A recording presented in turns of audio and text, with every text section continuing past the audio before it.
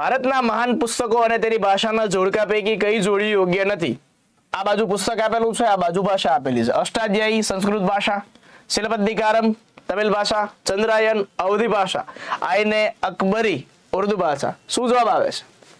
ચલો જોઈએ શું જવાબ આવે છે. અષ્ટાધ્યાયી પાણીની લખેલું છે, સંસ્કૃત ભાષા રાઈટ આન્સર છે. શિલપદ્ધિકારમ તમિલ ભાષાની અંદર શિલપદ્ધિકારમ અને મણિમેખલાઈ એ તમિલ ભાષાના રામાયણ અને મહાભારત છે કહેવાય છે, સાચું છે.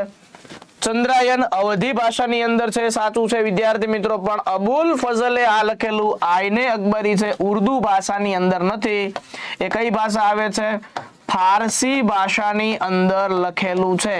કોણે લખેલું છે? અબુલ ફઝલે છે એ લખેલું છે. અબુલ ફઝલ આમણે લખેલું છે, ફારસી ભાષાની અંદર લખેલું છે.